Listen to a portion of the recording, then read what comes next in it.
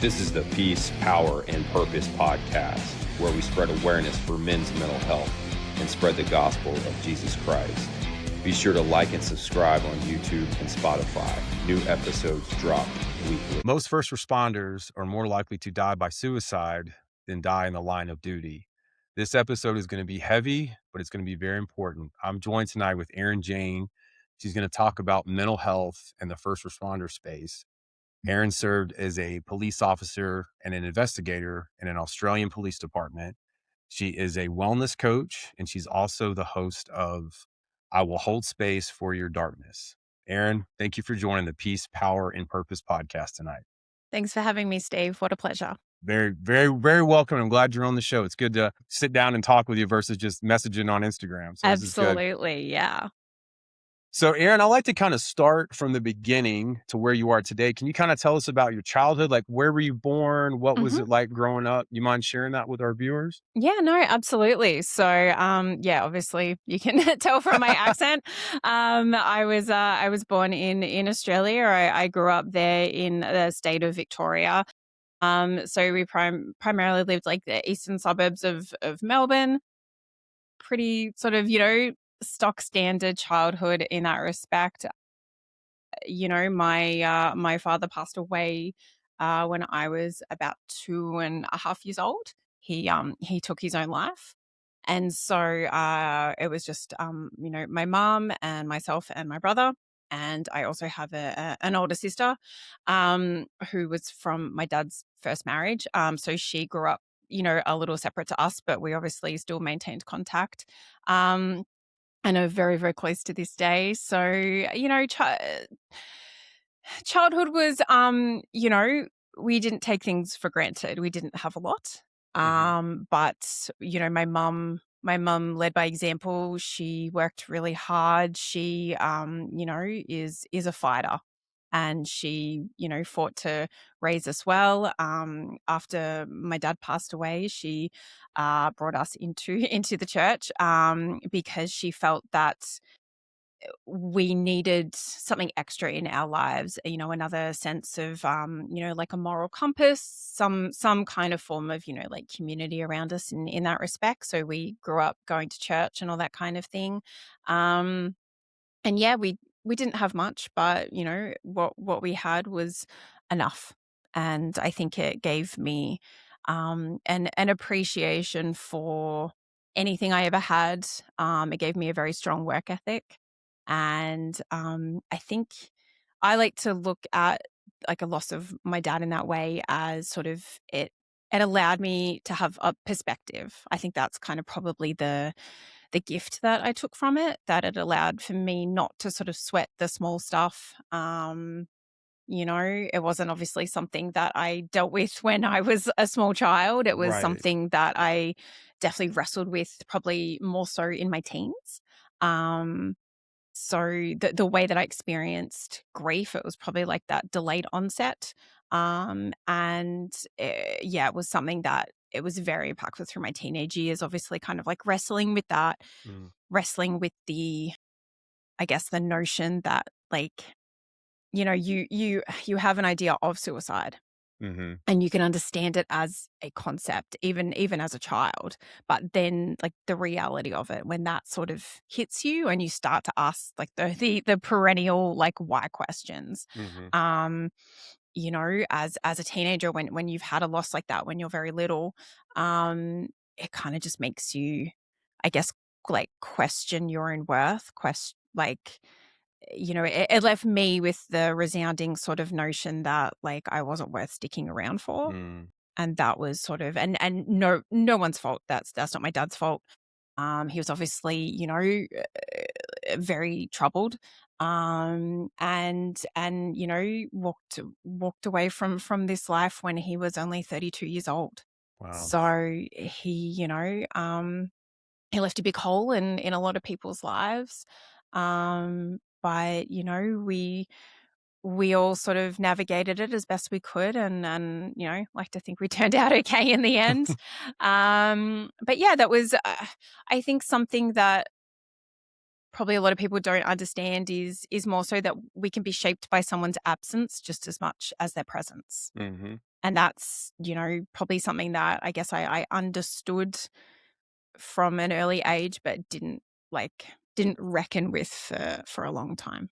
So as you were growing up and you guys kind of joined the church and then through your teenage years, did you ever like attend counseling for that, or did someone from the church kind of help the family along? Like, can you kind of explain that a little bit? Sure. I mean, it was the 80s. Yeah, I know. So that Man, probably answers a lot of questions there, yeah, doesn't it? yeah, it does. So I look at it like, you know, so I'll share a kind of funny anecdote, and that might sort of maybe explain. I used to pray to Santa when I Okay. was a child. So that was kind of the concept that I had. My maternal grandmother, I was very close to her. Obviously, my grandparents were sort of heavily involved in our life growing up because my mum needed that support because she had to work to provide for us. And my nana would take me into this beautiful church in town. It was called St. Francis. It was in downtown Melbourne. And it was something just to do. But my nana was, very religious. And we would go in and we would light a candle in this like side room for like my dad or anyone else that we wanted to say a prayer for and all that kind of thing. And so I kind of, from like a very young age, it gave me a sense of comfort to think that my dad was looking over us. And so that sort of, and we went through, I had my reconciliation, I had my Holy Communion and my confirmation and everything like that. So we went through all of that. And it just gave us, I don't want to speak on behalf of, I guess my mum or my brother, but it gave me a sense of comfort in that regard to kind of think that he was somewhere else, like watching over us, all that kind of thing. But then you kind of also get to an age where I understood that, suicide was a sin. Mm. So I remember, like, I'm trying to think how old I was, but I remember asking the priest that Oh, question. wow. Because I was a very inquisitive kid, and then you kind of see how the breadcrumbs were led to me becoming a police officer because I was always asking questions because I was too Mhm. young to remember anything about my dad. So I only sort of knew things from what other people told me. Right. And as if you've lost people, which I'm sure that you have, like it's an awkward topic for adults to talk about. Mhm. So more often than not, they won't want to talk to you about it. So I would just, very much just ask lots of questions, and that kind of again gave me a sense of comfort, that to know things, to find out things.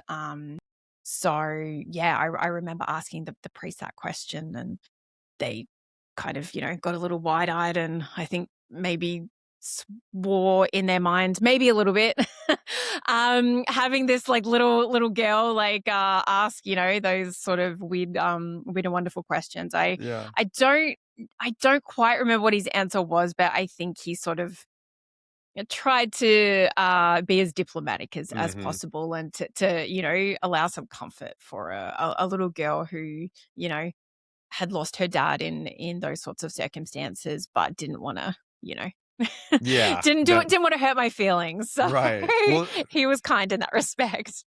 that's incredible that your grandmother did that with you though, and it gave you Mm, some peace and some kinda maybe some closure in a way that you're able to kinda still, have that connection with your dad, and even though yeah. you were a young age, but still he was still present in your life to a degree Mm, because you were yeah. doing that, and that's really, that's good to hear that. Yeah, no, absolutely. She was one of the most powerful influences in my life. She's part of the reason we were just talking offline about, why I called my business Erin Jane Coaching. She used to call me Erin Oh, Jane okay. all the time, and I loved it. And I went through a teenage phase where I hated it, and then I just accepted it. And she had the most beautiful heart of anyone I've ever met, and had the pleasure to know. So sort of part of me doing the work that I do is wanting to use that heart that I feel like I inherited from her and just be able to comfort people and hold space for them and all that kind of thing. So, that was probably one of the early phases of gaining or finding closure. And I mean, I'm 41 years old now, and I think I've spent, probably like 38 years finding closure in Mm-hmm. different ways to cope, different ways to find acceptance, different ways to understand as best you can why someone makes that choice.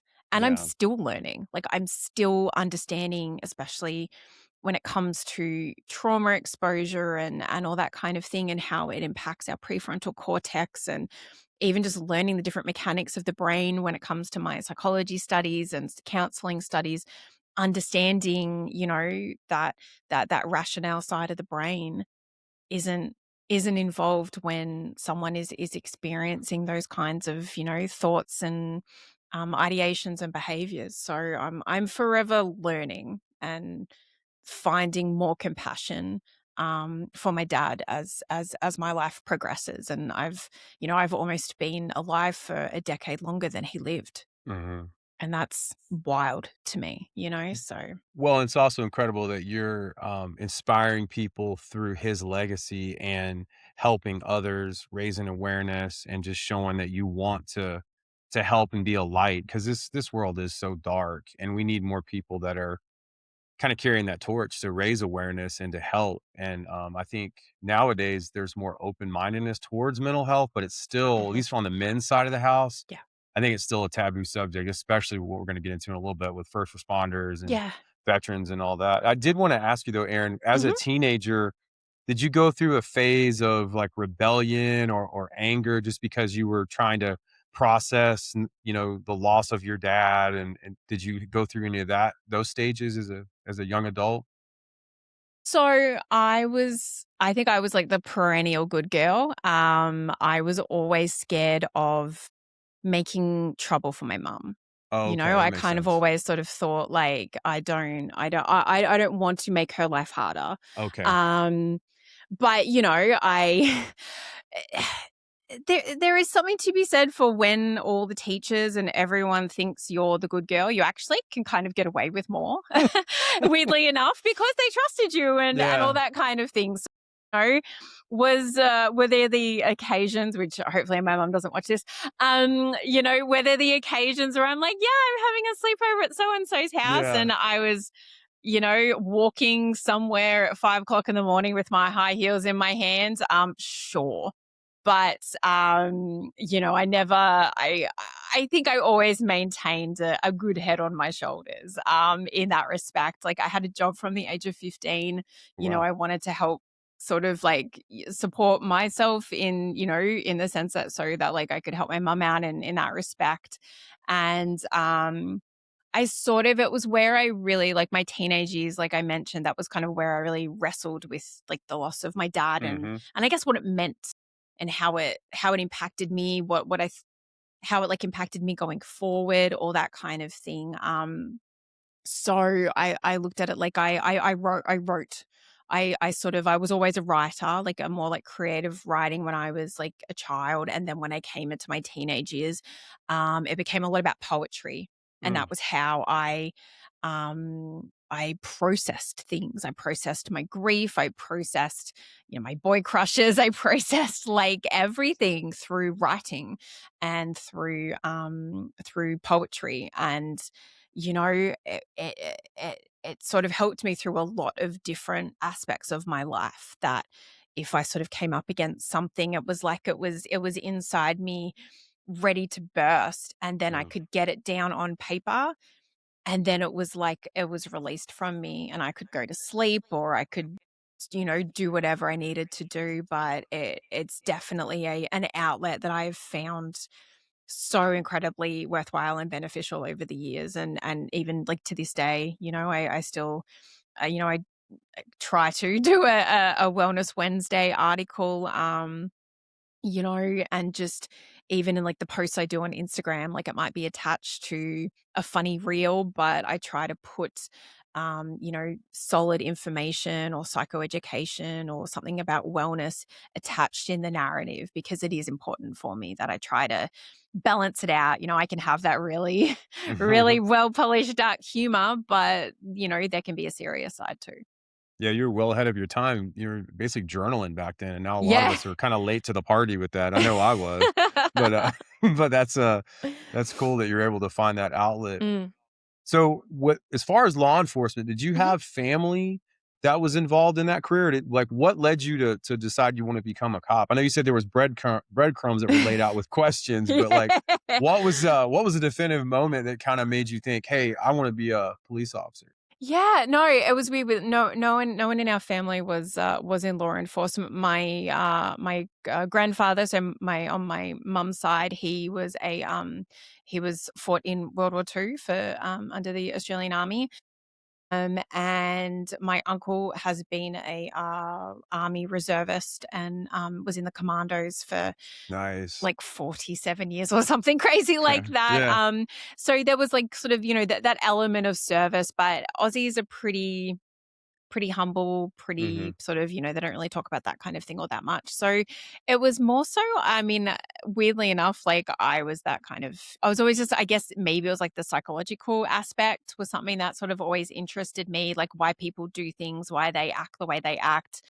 I would read, not to creep people out, but I would read, books on like serial killers and mass murderers and stuff like that. More so just because it interested me to go like what, like why, like Yeah. what's the like mechanisms behind why people do that kind of thing.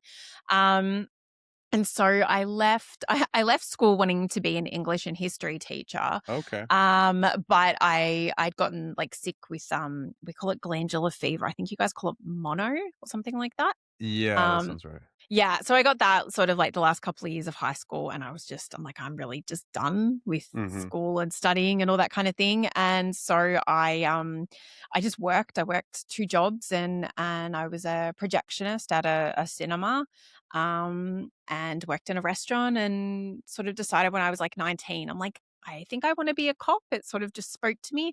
But I was kind of like, I think I'm too young, Mm. they're going to think I'm too young. So I thought if I'm still really passionate about it by the age of 21, I'll apply. And so that's what I did. So I sort of waited till I was 21. I started the process, and then I was in, I think just after I turned 22. So what year was that? 2006. Okay. Okay. Nice. So in Australia, I mean, I've never been to Australia. I always wanted to go. You're missing out. Yeah, yeah. I've seen. Well, we talked about music off the Yeah. air, but but what I was going to ask, like, what was the culture like in 2006 when you decided, okay, Aaron's going to become a police officer? Mhm. Was there a lot of discrimination in that point in time against, like females going into law enforcement, or what did that look? Good question. So when I worked in we used to call it bio, but projection, I was the only girl. And we had just had our first female chief commissioner become in charge of Victoria Police, which is the police force I used to work for, and they changed the quotas. So it wasn't. It was sort of they were trying to boost female numbers. Um, but that sort of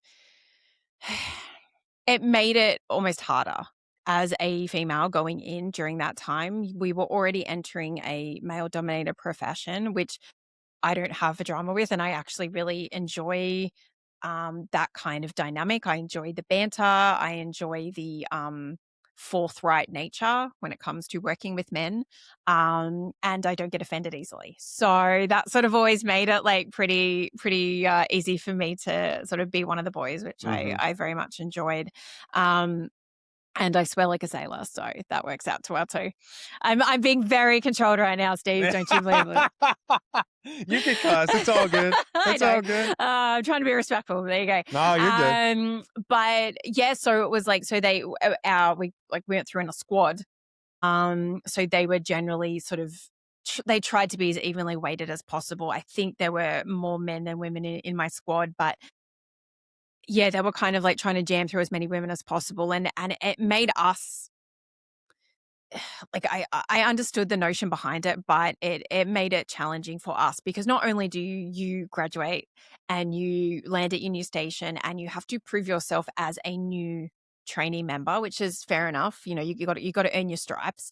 It was kind of very much keep your mouth shut, watch, learn, jump in if needed, but Mm-hmm.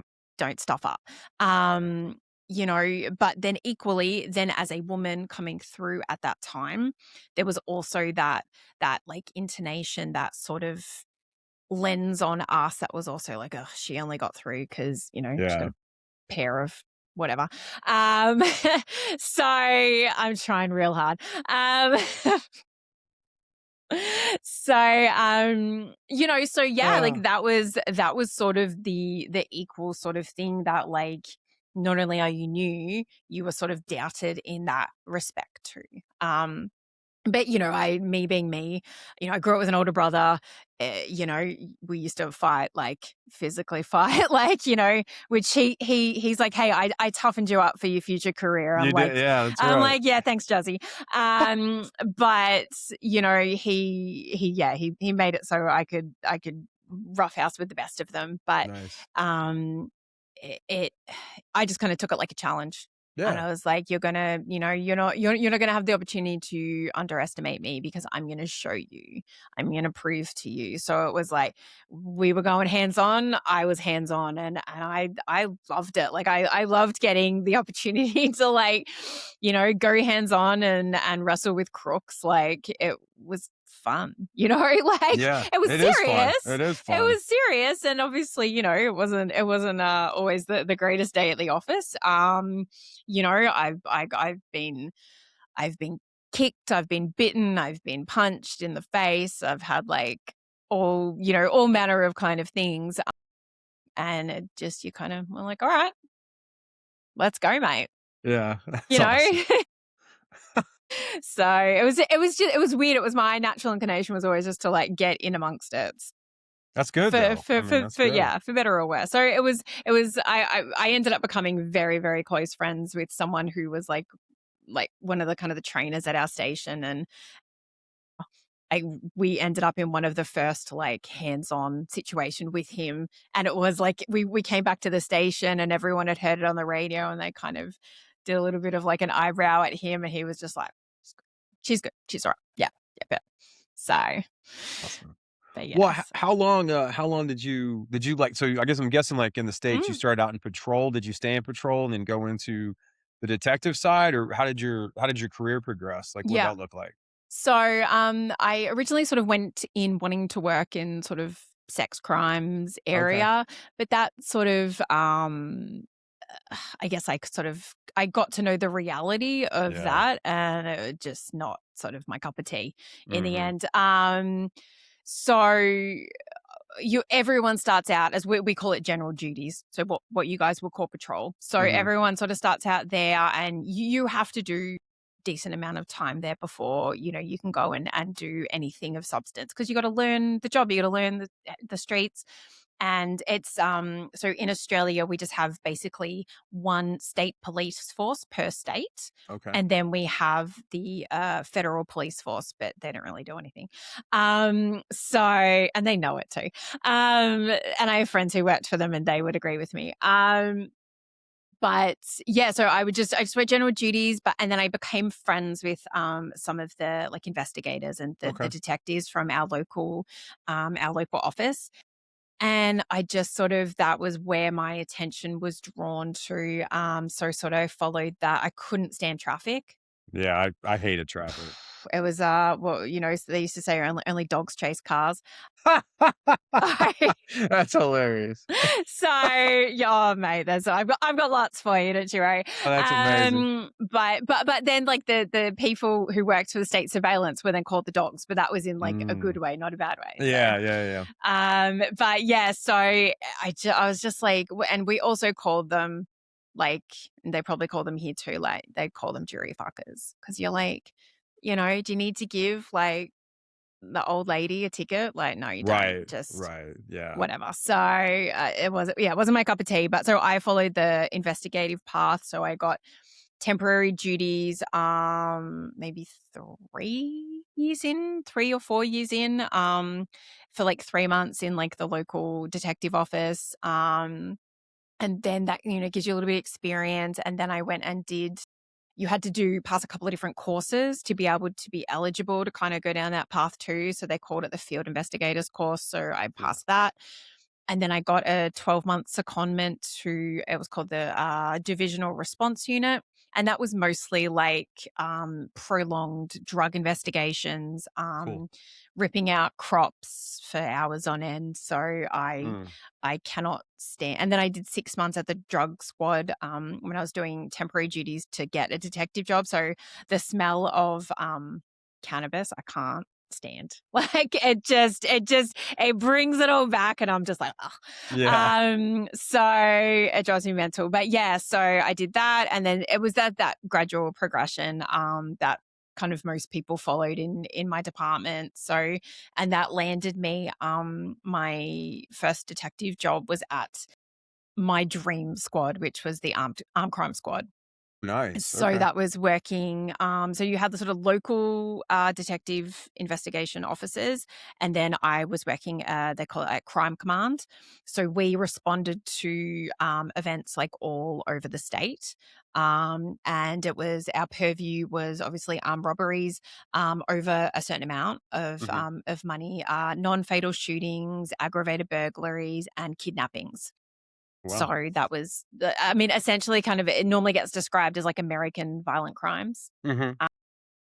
And yeah, so that was sort of where I landed, and I loved that and would not have left in any way, shape, or form had I not met my hubby and and fallen in love and decided to move over here. So is your husband Australian also? No, he's Oh, okay. born and bred American. Okay, okay, cool. So So you decided to come to the States, leave law enforcement, and then come to the US? yeah, it just so he's a firefighter here in Massachusetts and has been for 24 years now, I think. And it kind of just made sense for our sort of family dynamic for me to come over here. So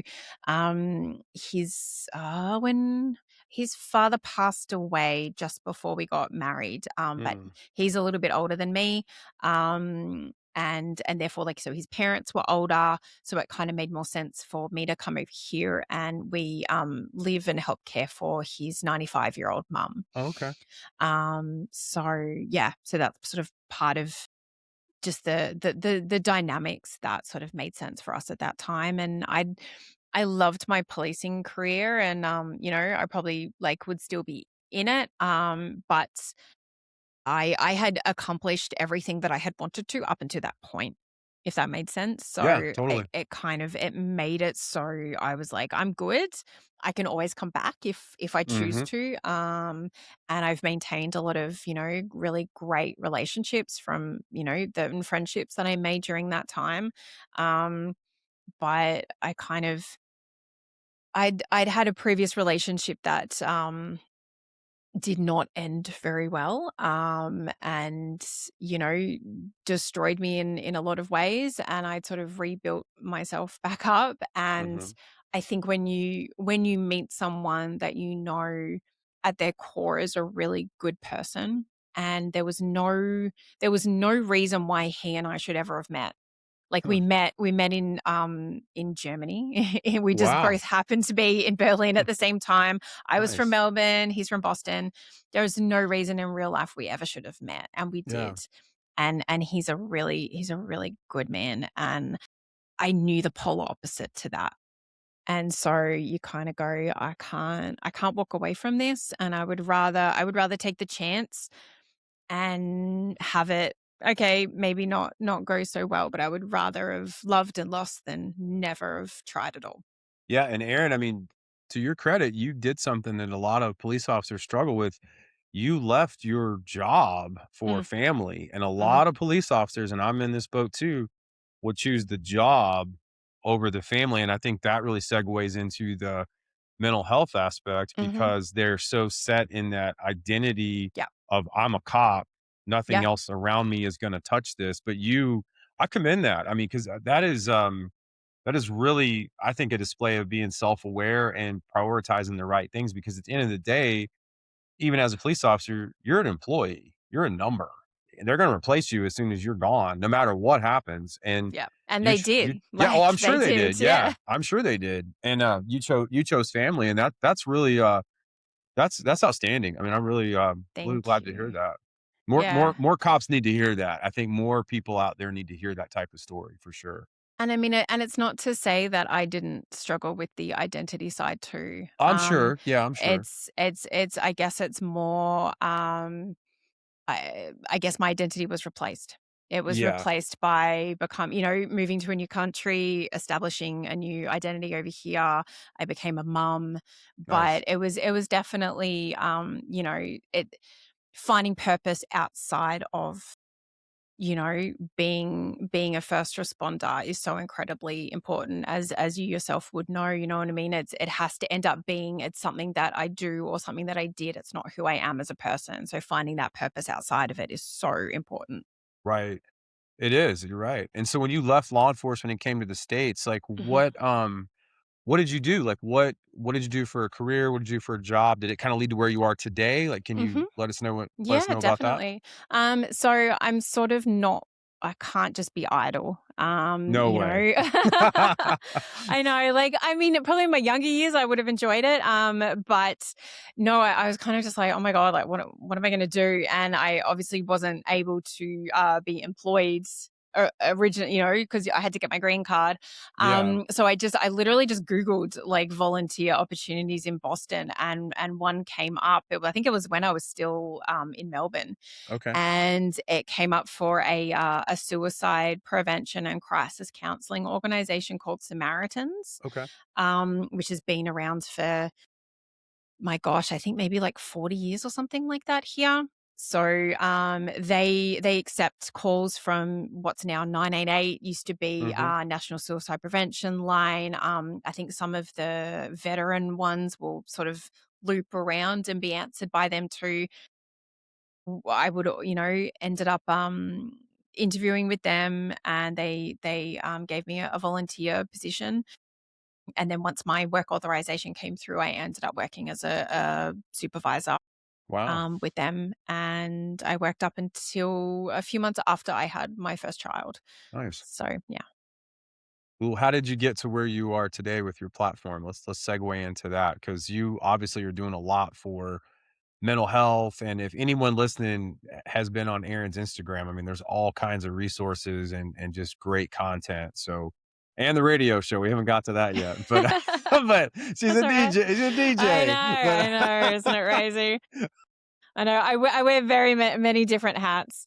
I guess I kind of look at it like, so part of, like we were talking about earlier, part of that closure aspect. I obviously dealt with a lot of suicides and, conducted investigations on behalf of the coroner when I was a police officer. And I'd always wanted to work or have some involvement in a crisis line, but my obviously law enforcement career just made that a bit challenging. Mhm. And so it was, I think, part of like finding purpose over here.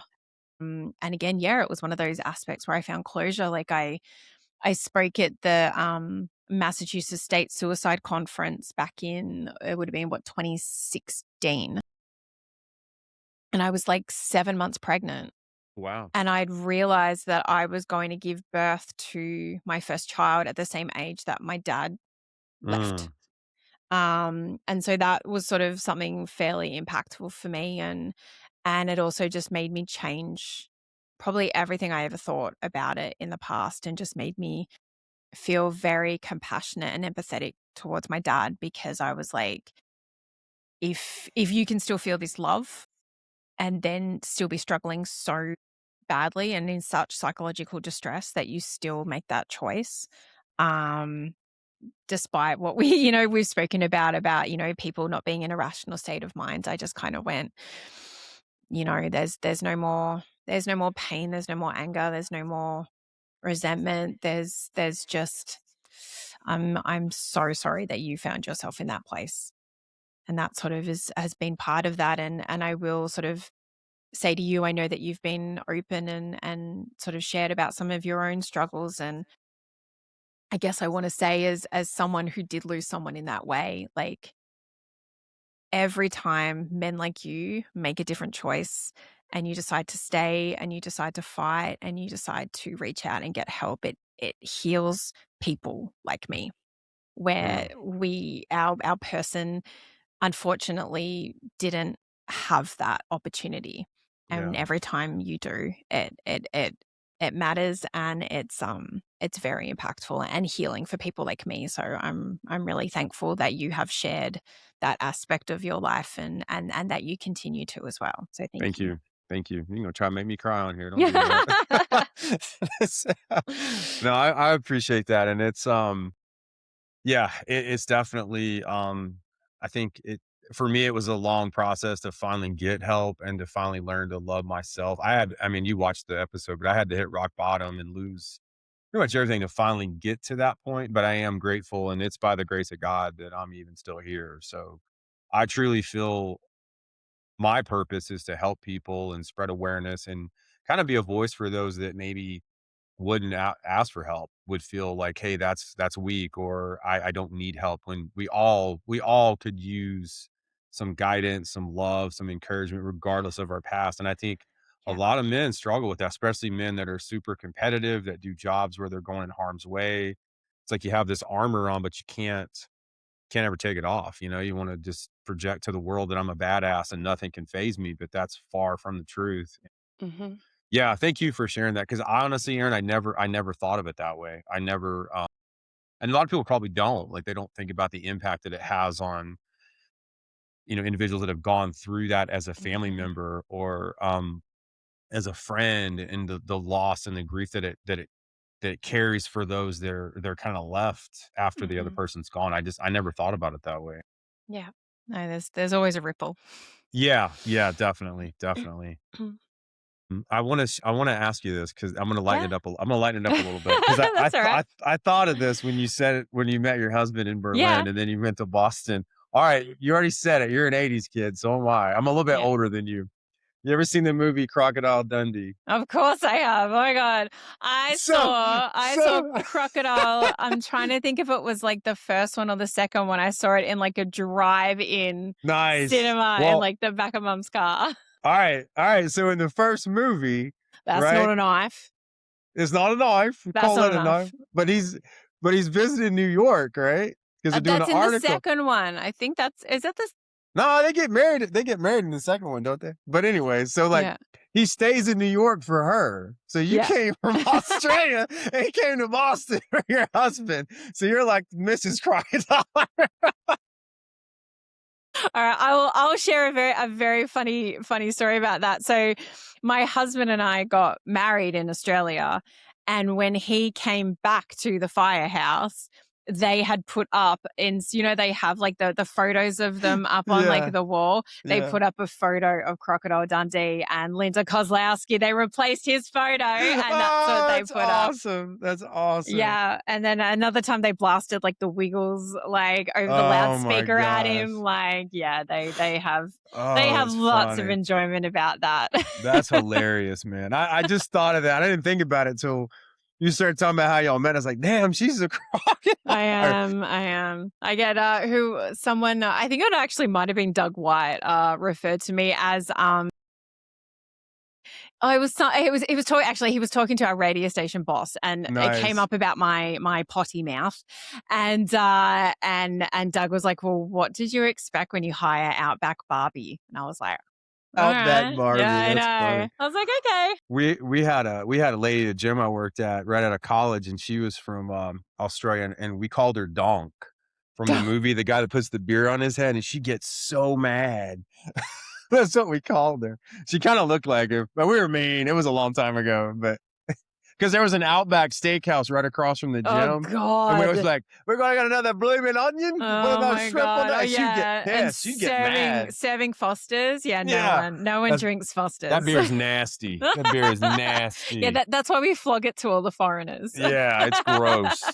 It used to be cool because it came in this big ass can, but when you drink it, you're like, it tastes like shit. Yeah. But no, I had to ask that, man, because No, you started I love talking. I it. was like, well, let's talk about the radio station. Yeah, I know. I've Sorry, I totally went like... No, that was good. Because Jason's actually coming on the podcast. I've talked to him some, so Yeah, he's super lovely. So tell us about the radio station. Yeah, so it's called the Thin Line Rock Station, and it is like an internet-based radio network, and all of the hosts are either current or former first responders. You've got some military veterans, all that kind of thing, and it really, the two people who started it and created it, James and JJ, it kind of was just about, wanting to block out the noise of the world and play some good tunes, and that's kind of where it started. I've been on since November 2024. Nice. So yeah, coming up on sort of like about 18 months now, and I just love it. So I host a show twice a week. It's called Holding Space with Erin Jane. It was every Tuesday and Thursday afternoon, 2 till 4 p.m. Eastern Standard Time. And I just kind of jump on and talk about, basically mental health and wellness topics for that, can impact, first responders. But it's not, like I look at it like the music is the star and I'm kind of just like a bit of the accessory. And what I talk about, it might not resonate with everyone, but I look at it as generally a little bit of osmosis going on. So if I'm talking about something and, they're riding along in the patrol car or the fire truck or something, and they're like, I don't want to acknowledge that this might be hitting me, but, they might think about the topic that I talked about a little bit later. That's sort of where I look at it. And I get some lovely feedback. People will be like, what you talked about really hit me, like that really resonated. Thank you so much for talking about it. And even sort of, whether it's my previous policing experience, whether it's, dealing with grief and loss and navigating like a life after a loss to suicide and stuff like that. Like I'm a pretty open, honest person. I think, Aussies are sort of fairly, self-deprecating. So I think that kind of helps too. But I just look at it like not everyone's comfortable talking about things. Not everyone's talking about loss and grief. Not everyone's comfortable talking about how things have impacted them, about trauma exposure, about all that kind of thing. And I am. And so that's, was part of the genesis of the podcast. It's, part of the things I talk about on the radio station. It's, I think having someone who's comfortable talking about these kinds of things or having conversations with people who are comfortable sharing their experiences and sharing the things that helped. Like I get, and I'm sure you do too, lots of people going like, my God, I listened to that episode and every symptom or every experience that person like ticked off, I ticked it all off my list. And that's what made me realize, I think I'm struggling a lot more than I realized, and maybe I need to get some help.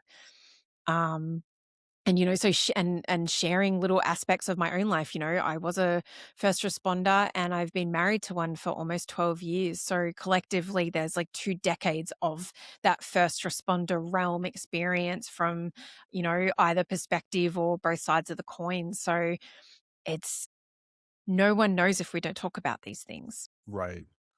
So that's kind of where I come at it from. And it's very sort of, I try to make it fun and base level and sort of just like that kind of, I guess, like very, very basic psychoeducation. We have a bit of a laugh along the way. I share funny, might say funny things that like, my husband said or my kids have said or something like that. And just try to play like, good fun music to make it, palatable, I guess. You play a lot of Men at Work when you're on? See, that was just mean. That was. Oh, come on. It was your idea. No, you I know, said right? it. You said it, not me. I know. I was just going to throw you under the bus. Yeah, I know. It's all right. No, they put that in my first show. I'm trying to think. I think it was either the first song or the last song of my first show, and I'm like, Nice. all right, my Nice. bosses are taking the piss right now. Okay, thanks guys. That's awesome. fine. What kind of music do you play for real though? Like, well, that's a pretty heavy. Mental health obviously is pretty heavy, but Yeah. what kind of music are you playing? Is it all over the place or certain Yes. bands or? And I mean, I think that's kind of what I love the most is that it's so eclectic. Like it goes from Five Finger Death Punch to like Nice. Taylor Swift to Right. I don't know, Soundgarden. You've Yeah. got Iron Maiden. You've got like Dua Lipa. Like it's literally like the Beatles. Like it's so eclectic. Uh-huh. And you know what, I've actually gotten quite, as you know, you're coming from Tennessee, like I've gotten quite a bit of a country music education because Ugh. right? Don't even get me started. No, that's okay because it's not my cup of tea either. I'm gonna go right through that door as soon as you get done talking.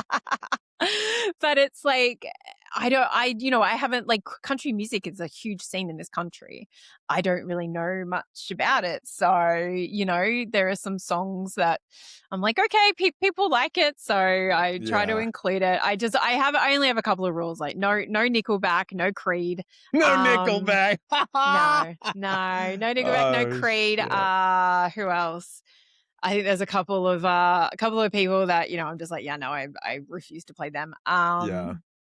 But it's just meant to be fun. And weirdly enough, like you kind of do it for long enough, you kind of can like you can do a hard pivot. Mm-hmm. Like, you know, like I like suicide, you know, awareness month and awareness day. Like I did my two shows like bookended World Suicide Prevention Day. So on the Tuesday and the Thursday, I did both shows talking about suicide, and then sort of like the first one was sort of talking about like, you know, how to identify warning signs and what to do and all that kind of thing. And then the other one was like, okay, so like if you've identified it, like then what do you do? How do you help? What's helpful? What's not helpful?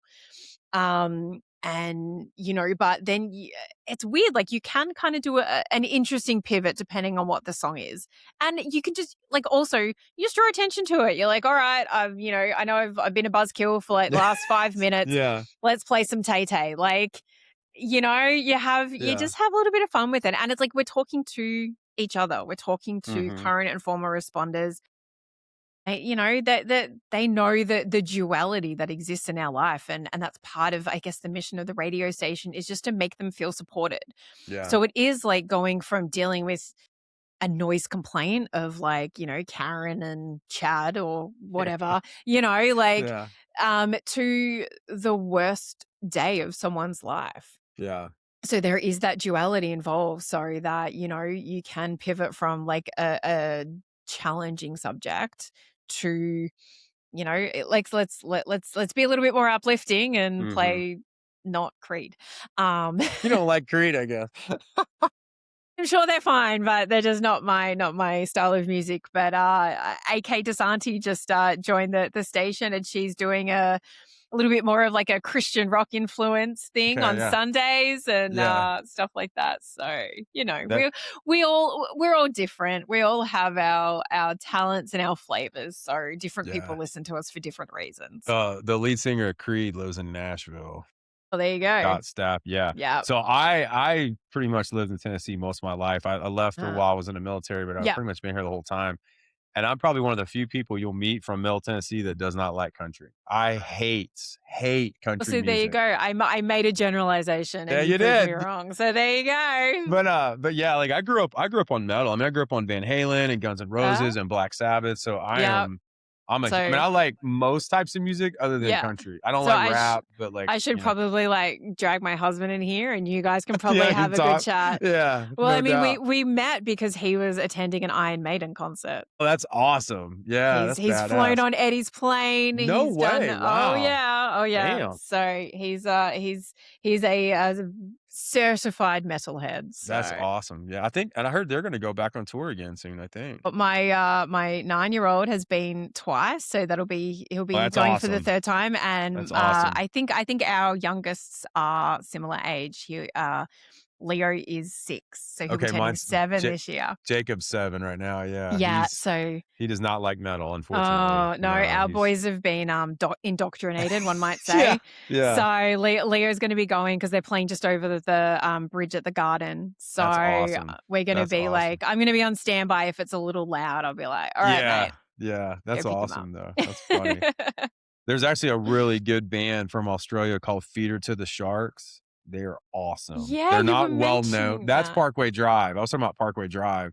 Okay. Feeder to the Sharks is kind of like a JV Parkway Drive. Yeah. But yeah, they're awesome.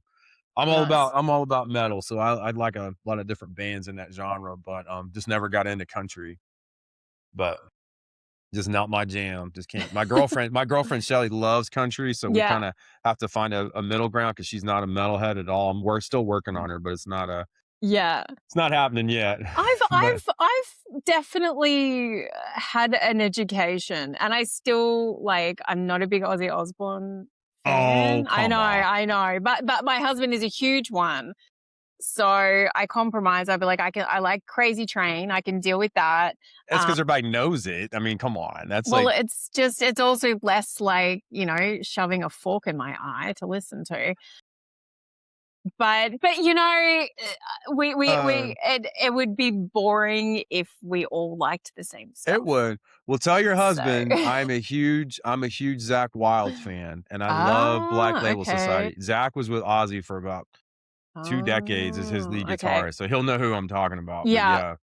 No, Zakk Wylde. I learned who Tommy Iommi is. I've had and Judas Priest, and I've had a significant education. So I have a greater appreciation now, and it's been 12 years. So it's just continuing. That's it's fine. awesome. That's It's awesome. only one way, Yeah. but that's Well, you know who the greatest metal band of all time is, right? odd. I'm gonna fail this test. Probably, but it's okay. They're from our generations. Well, my generation, kind of your generation. Pantera. That's the greatest metal band Okay. of So all I've time. heard of them. Yeah. Oh, they're amazing. Yeah. Your husband will know who they are. They're badass. Oh yeah, no, I definitely have heard of them, but I We'll have to don't use tell some of him their that. we'll have to use some of their music on your clips. So you'll Yeah, know exactly. who they are. But well, Erin, as we're kind of wrapping up, I want to ask you a question because you mentioned when you were a young child, you guys started attending a church. Mhm. For our listeners out there, because I like to tie faith into every episode, Mhm. what was the point in your life where you felt like faith was really important to you, or you kind of had that moment where, okay, I can kind of see clear that God created me for a purpose? Did you ever have a moment like that in your life? It's a good question. I'm not hugely religious probably now. I definitely think that there's something. I guess I kind of look at it like I live my life. I live my life trying to be a good person. Mm-hmm. I try to do the right thing. If I make a mistake, I apologize. I feel like I've lived a life of serving others in the best way that I know. And I look at any type of faith as something that brings immense comfort to people.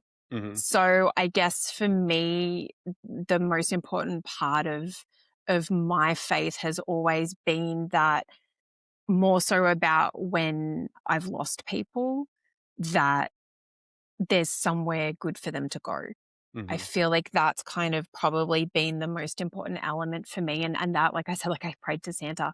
That was that understanding that the people that I loved went somewhere good, Mm-hmm. and that they were, and then they were joined by other people who were good. So I think I sort of, and I don't know whether I'm doing it right or wrong, but I guess when I've lost someone, I guess I pray to them to go, hey, or if someone's sick here, I pray to the people that I've lost, and to God on occasion to be like,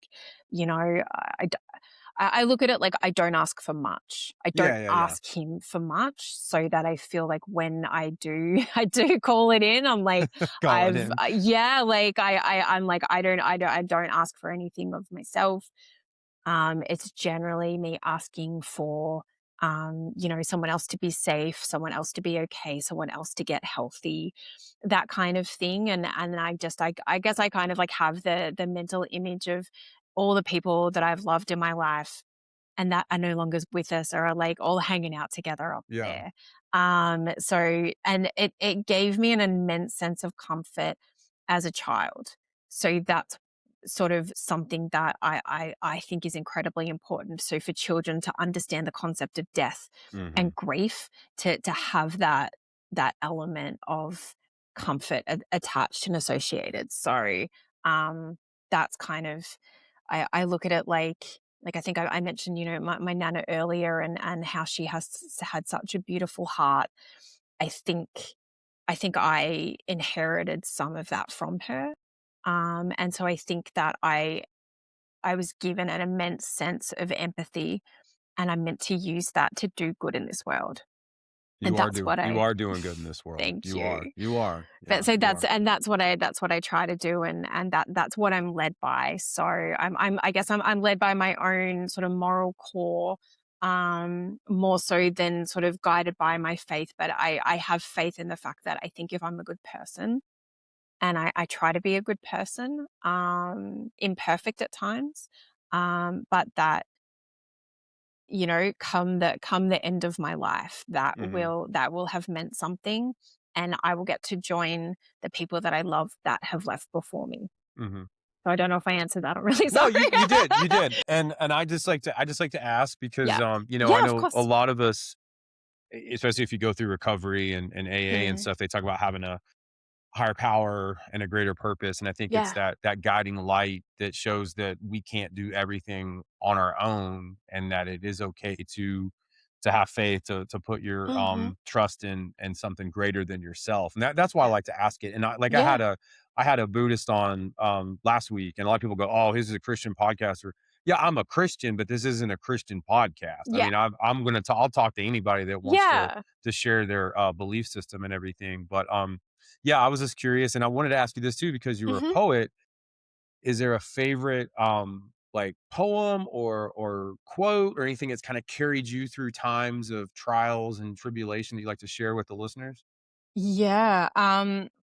Well, so the one that inspired the ethos of my coaching business for that I do wellness coaching for first responders, and I'm studying counseling to become a counselor.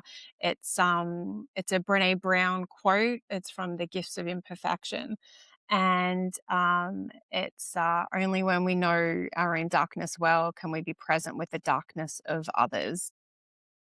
Compassion becomes real when we recognize our shared humanity. And that, like, I'm a bit of big audio. I'm a big podcast person and a big audiobook person. And I remember hearing that, and I just like whatever I was doing, I stopped in my tracks and went, "Ooh!" And I rewound it and I wrote it down. And that's where "I will hold space for your darkness" comes from. That's awesome. Yeah, And that's awesome. that just sits with me and resonates with me so strongly because I think sometimes the biggest gift that we can give people is just to hold that space for them to sit and to listen, not to try to fix them, not to try to have the answers, and definitely not to judge them in any way, shape, or form, but Hmm. being able to, and that's where I come at it from my, first responder background, that there's a lot of darkness permeates our roles as first responders, as military members, all of the things, and just life in general, Hmm. realistically, and not being scared of allowing people to share like the worst that humanity has to offer, and knowing that they can tell me that whatever it is or however they responded, and I'm not going to blink, I'm not going to flinch, I'm just going to hold space for them for it. That's what I try to do. That's powerful. Yeah, that's powerful. Um, I'd like to share, if I may, a scripture Perfect. from Isaiah 25:1. And this is, I like to do this because I use a Bible app and it kind of is part of my morning routine to Yeah. kind of put good in the mornings and start your day off right. Yeah. And I'm just going to read it real quick. It's from Isaiah in the Old Testament. Lord, you are my God. I honor you and praise your name because you did amazing things. The words you said long ago are completely true. Everything happened exactly as you said it would. And for me personally, I've always been the type of person that likes to grab life by the horns and just do things my way, very hard headed. And I've had a lot of failure because of that. And until I finally kind of fell on my own sword and realized I needed to be more humble, I let God kind of take over instead of trying to fight him for what I wanted in life. And it is Hmm. just, it's blessed me with meeting people like you, having this platform, engaging with others that are seeking something else other than themselves. And I am not the model church goer Christian guy, but what I like to tell people is anyone is worthy of Jesus. It doesn't matter what you've done in your life. And trust me, you heard my testimony. I've done a lot of bad shit and horrible things that hurt a lot of innocent people. Yeah. But I do realize now my identity is greater than myself. It's in Christ. And so I'm Hmm. trying to reach those folks out there that just feel hopeless, man, that just feel like life has nothing to offer them. And I don't want them to feel that way. So that's kind of Yeah. how I use my faith to help, Hmm. others the best way I can. Yeah, no, absolutely. And I've interviewed, like, it's super common, especially like you said, people going through sobriety, people who have struggled with their mental health, finding that higher power, that faith. And that's why I look at it like, for me personally, it doesn't, and it's not to diminish anything about anyone else, but it's like, to me, it does not matter what anyone else believes in. It's about what they draw strength from. It's about where they find comfort. It's about how they choose to live their life, and if that helps them in that way, offering Hmm. that support, giving them that moral compass, giving them that inner strength that is really hard to find sometimes. Yeah. That to me, like, I have all the respect for it in the world, and I look at it like, I don't need to share every single person's, like, faith, opinion, perspective to be able to see and have empathy for where they're coming from. And all it does is just inform me of a better way of how to support those people. So that's like where I look at it. It's whatever brings you comfort Yeah. is what suits you is the best. Yeah. Good way to put that. Well, as we're closing, I want to ask you a question. It's Yeah. kind of a hard question. If Okay. there's anyone watching right now or listening that's kind of they're on the edge of giving up, what would you say to that person? I would say that sometimes I think our minds lie to us. If we are struggling and we don't see a purpose for us being around anymore, and we think that, people will be better off without us, I can categorically say that they won't be, that your presence will be missed at every single occasion, every birthday, every Christmas, everything. You will leave a gaping hole in people's hearts. And it's easy to think that people don't care when we are feeling so downtrodden in that way, but your mind is sometimes lying to you when you're that way. And I just urge you and encourage you to reach out to anyone, to someone. It can be a crisis line and someone like me would answer. It can be anyone, but I guess I just want to say that, you will be missed. And I guess my hope is that recognizing that and fighting against those thoughts, it takes a lot of courage. So I encourage you to be brave and be strong and keep fighting and go against what your mind might be telling you, because it's so wrong. Well said. Well said. Well, Aaron, where can our listeners and viewers learn more about you? How can they get in touch with you? Yeah, absolutely. They're welcome to follow me on the socials under Erin Jane Coaching. You can reach out on my website, www.erinjanecoaching.com. You can find me on the podcast, I Will Hold Space for Your Darkness, on all of the podcasting platforms. And equally, you can tune into the Thin Line Rock Station every Tuesday and Thursday afternoon. It's 2 till 4 p.m. Eastern Standard Time, but wherever you find yourself in the world. And that's Holding Space with Erin Jane. Awesome. Well, is there anything else you want to add tonight before I close this out with a prayer? No, I just want to say thank you so much Yeah. for this opportunity and connecting with you. This has been a really lovely chat, and I appreciate the time you've given me. Yeah, it has been an honor, Aaron. Thank you so much for coming on and really what you said earlier, the kind words about when you watched my testimony. I thank you for putting that in perspective for myself because I want to share that with others. Like I said before, that's not I didn't look at it that way before. So now you've helped me kind of see it in a different perspective. And I'm really appreciative of that. Absolutely. I think perspective shifts are way more important than people recognize, But yeah, big and it time. doesn't take much. No, no, it doesn't. It doesn't. But yeah, I'm really glad you came on tonight and we're able to share your Me story and too. especially that part. Thank you. Absolutely. All right, I'm gonna pray us out real quick. Dear Heavenly Father, thank you for tonight. Thank you for the opportunity to sit down with Erin and to hear her story. And I'm just grateful that we're able to record this episode. I pray that it will reach those in need to hear your message, Lord, and to hear just how important it is to learn how to love yourself, to ask for help, to have courage and strength, to realize we can't carry everything on our own, that the burdens are too heavy for us just to hold by ourselves, to help lean on others for help. And Lord, I just pray you'll be with Erin and her family, bless them and be with her as she continues to inspire others and encourage others and just to be a light in this world of darkness. Lord, thank you again for this opportunity to be here tonight. I'm grateful for just everything you blessed me with and the ability to help others and to share the stories of those that are inspiring so many people. It's in your mighty name that I pray.